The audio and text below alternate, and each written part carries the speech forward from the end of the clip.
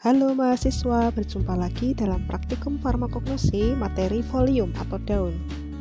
Seperti yang sudah dijelaskan sebelumnya, preparat daun dibuat dengan menggunakan larutan koral hidrat dan dipanaskan sebentar atau difiksasi di atas lampu Bunsen. Setelah dipanaskan dengan api atau lampu Bunsen, preparat bisa langsung diamati di bawah mikroskop.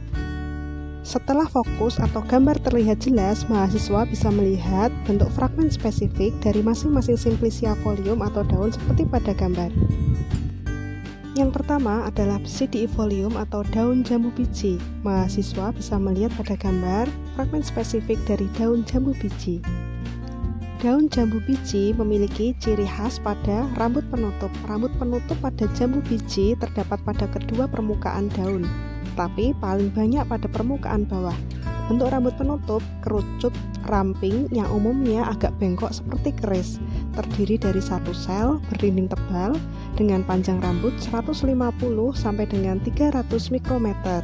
Pangkal rambut kadang-kadang ada yang membengkak dan lumen kadang-kadang mengandung zat berwarna kuning kecoklatan.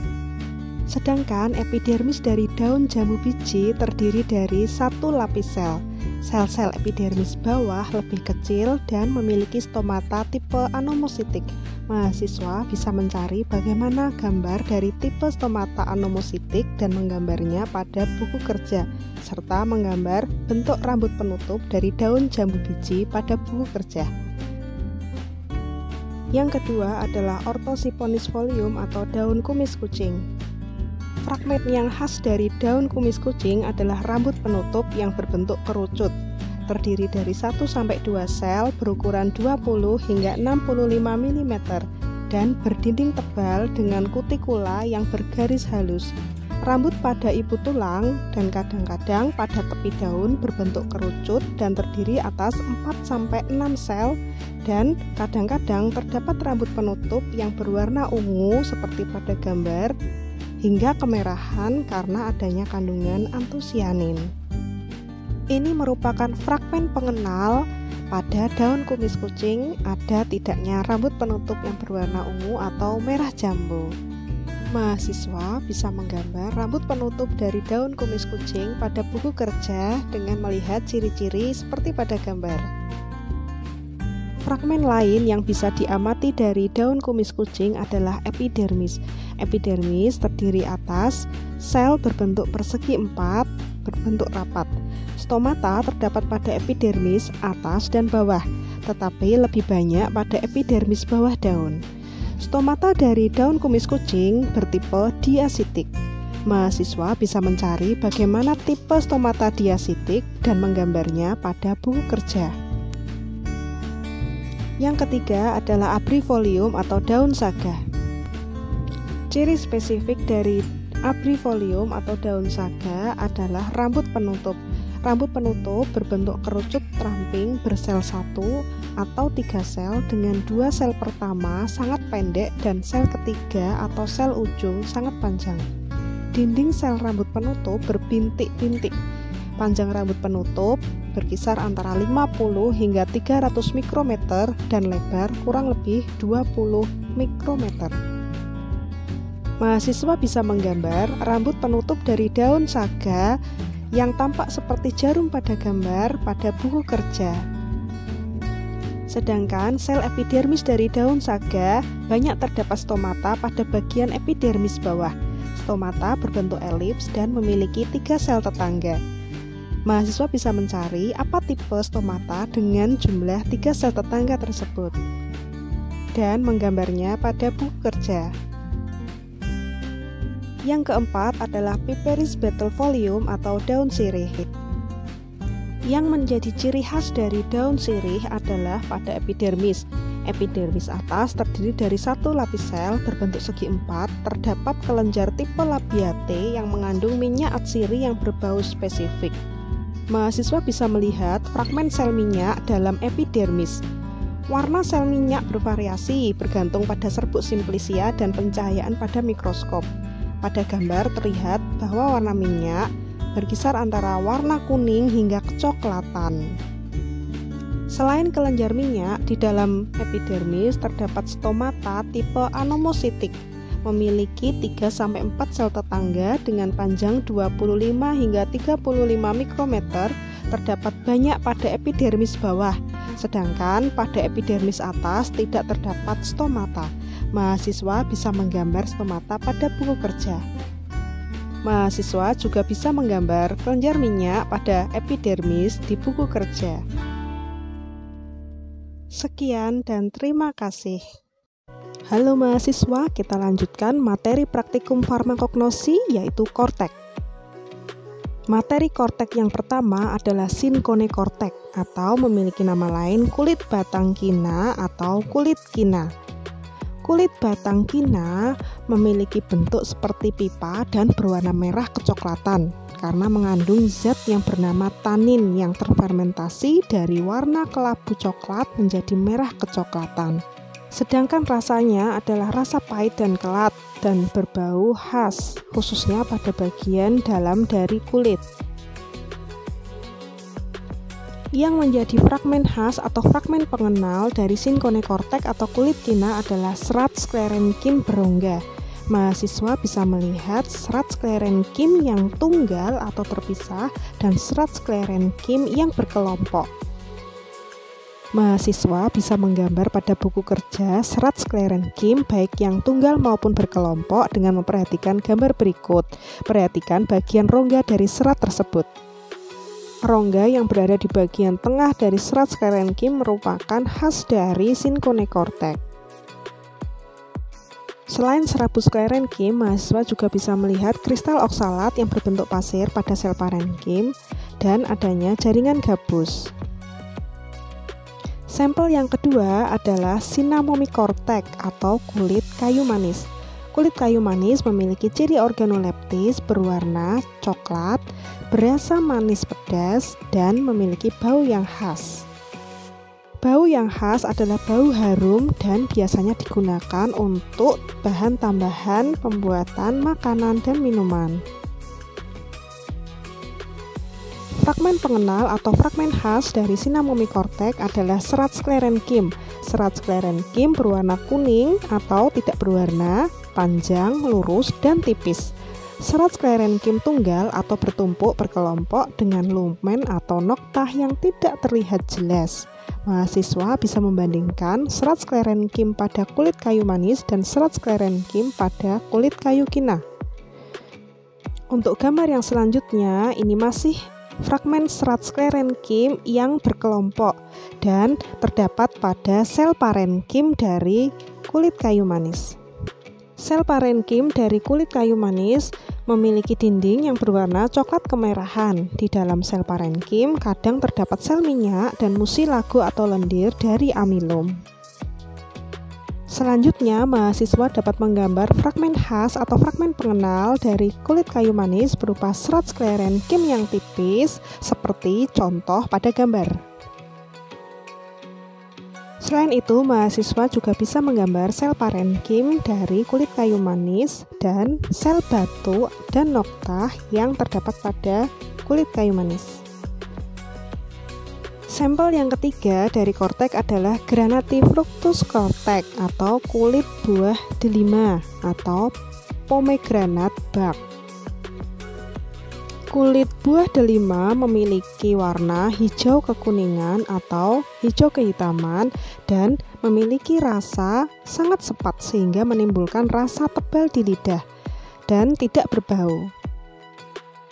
Fragmen yang bisa diamati dari Granatifructus kortek adalah fragmen kristal kalsium oksalat yang berwarna hitam tersebar dan sangat banyak terlihat di bawah mikroskop. Kristal kalsium oksalat juga terdapat pada parenkim phloem yang menjadi fragmen pengenal atau fragmen khas dari kulit buah delima. Mahasiswa juga bisa menemukan adanya sel batu dari kulit buah delima namun tidak spesifik. Selanjutnya, mahasiswa bisa menggambar fragmen pengenal berupa parenkim phloem yang mengandung banyak kristal kalsium oksalat berwarna hitam dan sel batu. Demikian bahasan dari kortek, dari kulit batang, dan kulit buah. Sekian dan terima kasih. Selamat pagi mahasiswa, bertemu kembali dalam praktikum farmakognosi. Hari ini kita akan membahas materi radik atau akar. Ada 3 radik yang akan kita amati hari ini. Yang pertama adalah ray radik atau akar kelembak yang dipraktekkan oleh praktikan yang ada di video.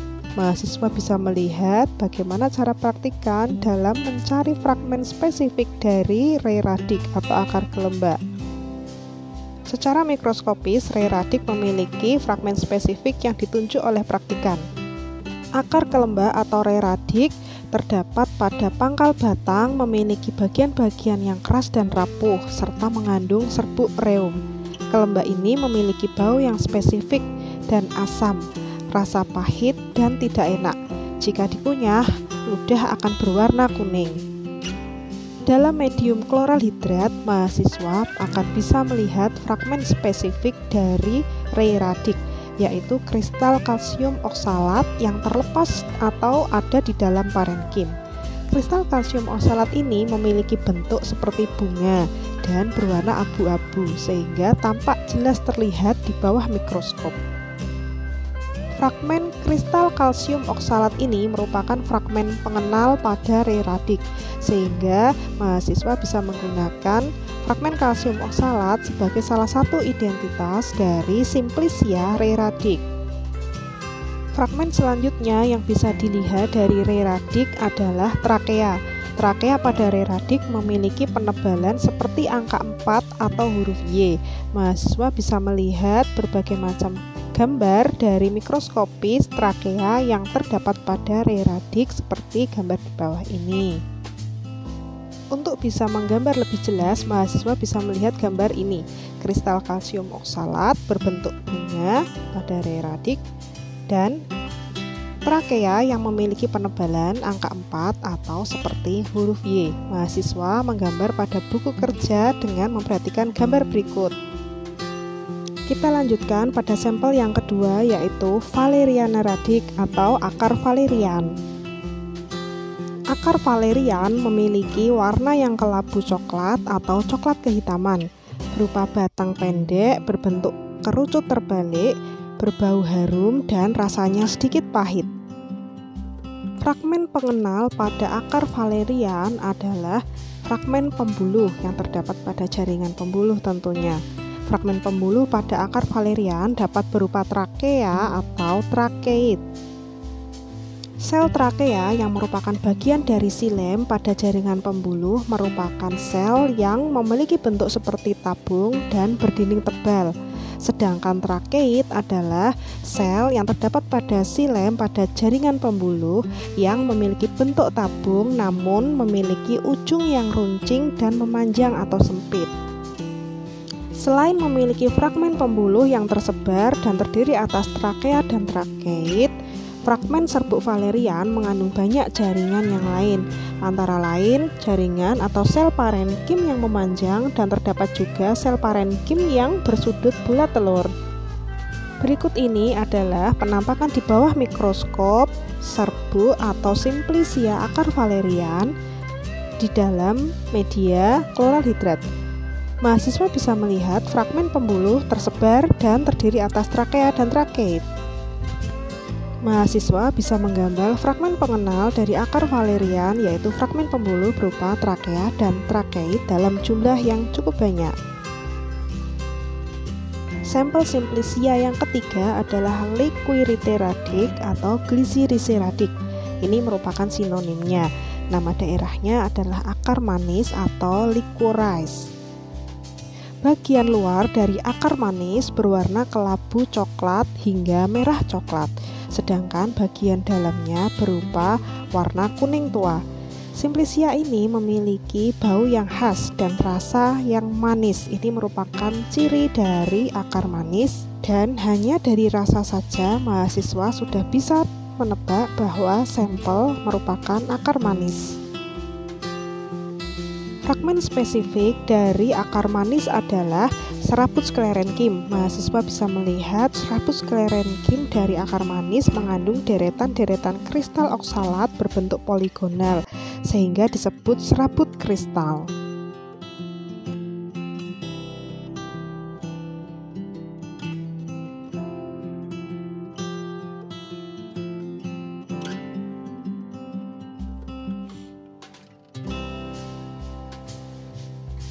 Selain serabut sklerenkim yang terdapat kristal di dalamnya, maka glisirasiradik atau akar manis memiliki fragmen spesifik sel gabus yang berwarna merah coklat.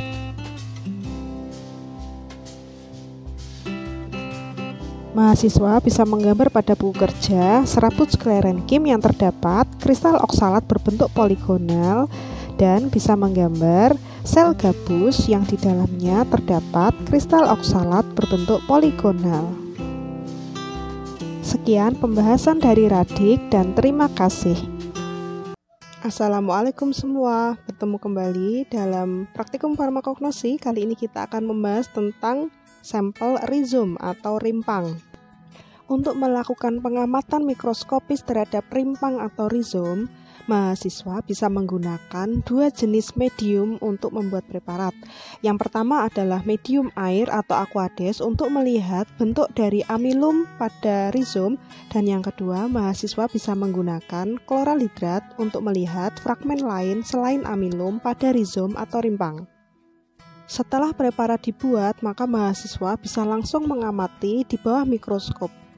Mahasiswa bisa melihat fragmen spesifik dari masing-masing rimpang atau rizom pada mikroskop. Pertama yang akan kita amati adalah kurkumerizom atau rimpang temulawak. Yang terlihat pada gambar adalah rimpang temulawak yang ditambahkan medium air atau aqueous dan diamati di bawah mikroskop. Tampak bahwa amilum dari kurkumerizom atau rimpang temulawak terlihat dengan bentuk lebih besar bila dibandingkan dengan rizom atau rimpang yang lain. Amilum dengan jelas bisa dilihat pada tanda panah. Gambar selanjutnya adalah rimpang temulawak yang ditambahkan larutan kloral hidrat sebagai medium dan terlihat bahwa preparat akan berwarna kuning. Terlihat sel parenkim dan kelenjar sekresi berwarna jingga kecoklatan. Selain itu, mahasiswa juga dapat melihat adanya trakea.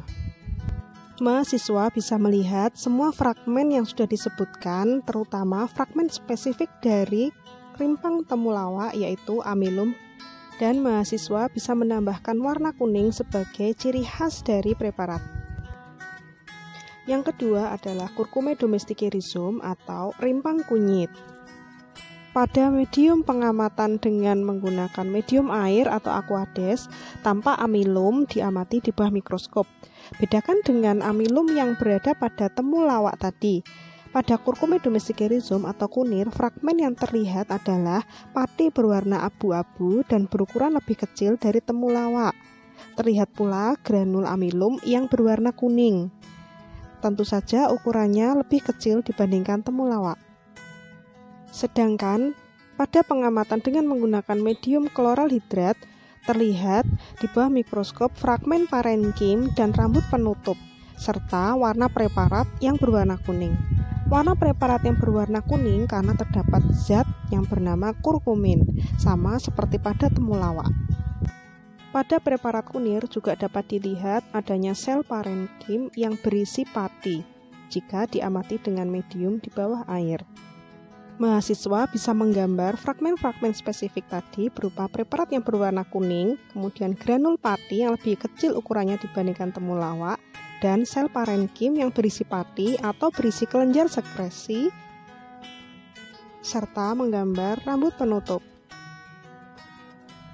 Yang ketiga adalah zingiberis rhizome atau rimpang jahe. Zingiberis rhizome atau rimpang jahe dalam medium air banyak terlihat amilum tunggal berbentuk bulat telur panjang dan memiliki benjolan dengan inti eksentris atau di ujung. Untuk ukuran amilum dari zingiberis rhizome juga lebih kecil jika dibandingkan dengan amilum atau pati yang berada pada rimpang temulawak. Mahasiswa bisa menggambar bentuk pati atau amilum pada buku kerja. Ketika serbuk jahe diamati dalam medium kloral hidrat, maka yang terlihat adalah sel parenkim yang terdapat sel minyak di dalamnya berwarna kuning kecoklatan yang penuh. Kemudian terlihat juga adanya serabut sklerenkim yang terlihat berombak. Ciri berombak ini seperti pedang. Maka mahasiswa bisa melihat bagian pinggir sklerenkim. Pinggir sklerenkim berliku dan berkelok seperti yang ditunjuk pada anak panah.